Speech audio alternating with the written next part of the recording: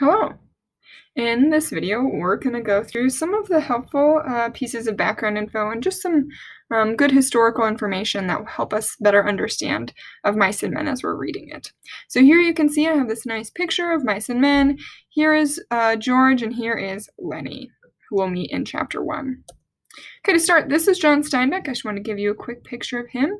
He is considered one of the most important of American authors, so he's a pretty big deal. You guys will probably run into other novels that I've written later in high school. Or when you're in middle school, you might have read The Pearl or The Red Pony. Those are pretty classic Steinbeck novels or novellas as well. So he grew up in the Salinas Valley, California, where that's where he grew up. And you can see here, this is where it is in California. So remember, California is this giant state over here in the west. And right here we have Salinas and Soledad, which is where a lot of our novel takes place, is right around there.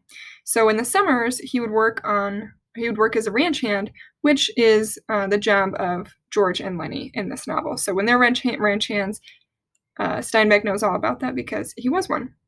So his novels captured what life was like in the Salinas Valley. So here's another image of just kind of that landscape, what that looks like.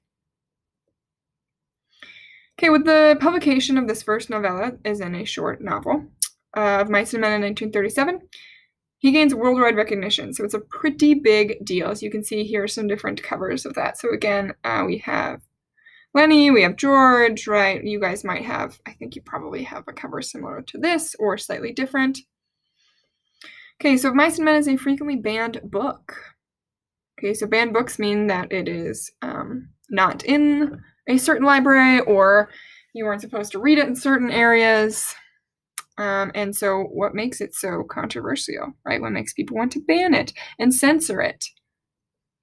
Well, it's the fact that partially because of its language. So you can see here some examples. All of these different pieces of language you're going to encounter in the book. And worse, honestly. So we see a lot of this kind of nasty language in there.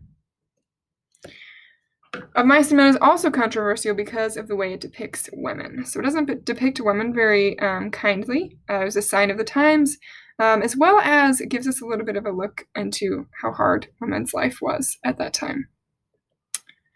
It's also censored because it shows behaviors that many consider crude. So we're talking about drinking, smoking, general debauchery is in general not great behavior.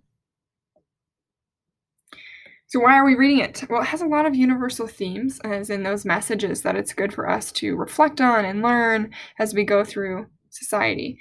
It has a great depiction of others. So what that means is that, like we saw with the short stories we read at the beginning of this year, the depiction of others is in their perspective, right? People that are treated as outsiders in society for things that they have no control over, or that they shouldn't be treated that way for.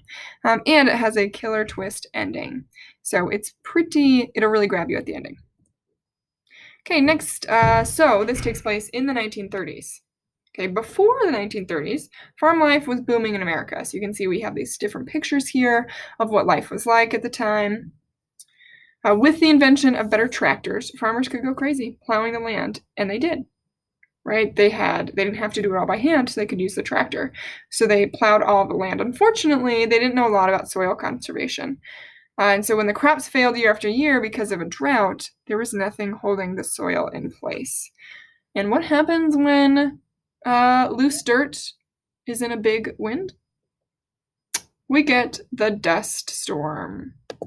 So the prairie winds made many dust storms, and you can see here, and there are some other pictures we're just going to look at here really quickly.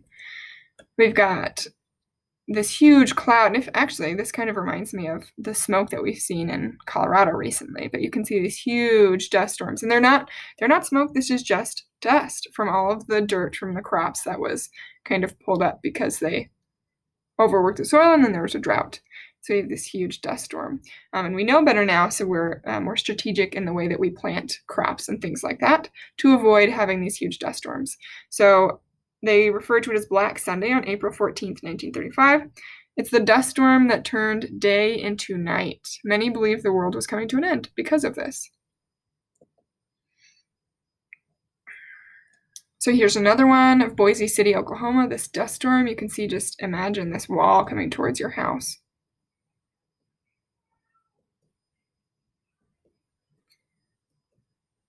Here's primarily where the dust storm took place. Okay, you can see a little bit in Denver, a lot in Kansas, Oklahoma, Texas, and New Mexico. So people would actually, they would try and seal the doors of their houses with cloth, with clothing, with towels, and things like that to keep the dust from getting in their house. But it would anyway. The dust would get into their house. They called it sweeping the air. They'd take like a wet canvas bag and drag it through the air to catch some of the dust that was in the air. People would tie bandanas over their nose and mouth, which actually reminds me of right now as well. And so they'd cover their faces to try and keep the dust out and to keep their lungs free of dust. Kind of like we wear masks today, but not for dust, for COVID. You can see here, like, a lot of their possessions were buried. They're trying to dig things out. It was just insanity. So imagine trying to live in these conditions. So the dust storms lasted from 1931 to 1939. So it was getting into their food, into their water, into their bodies. Farmers and their families had to leave. They couldn't stay. They didn't have food. They didn't have water. They didn't have a way to make a living. So they had to sell everything. You can see here there's an evacuation sale. They took to the road, and where indeed did they go? So here's an example of what a kind of common family, some of the conditions they were having to face as they got on the road. Not really ideal. So they went to California. They traveled west to California. California had great farmland and no dust, so they migrated. That left many farm laborers and ranch hands traveling the roads in search of work, and that's where we find George and Lenny in chapter 1, is they're traveling on the road along that Salinas River to find work.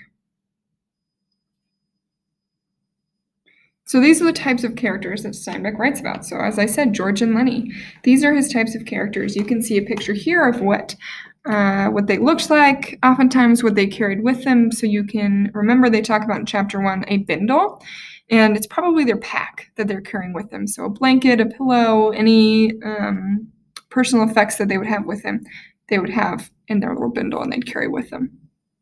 So during the time Steinbeck was writing of Mice and Men, it was also in the time of the Great Depression. So you can see here lots of people were out of work, people were going hungry.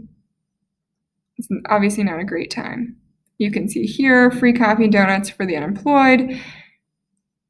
People lined up like crazy. There were lots of unemployed workers. So it was very important that people, if they had a job, that they keep it.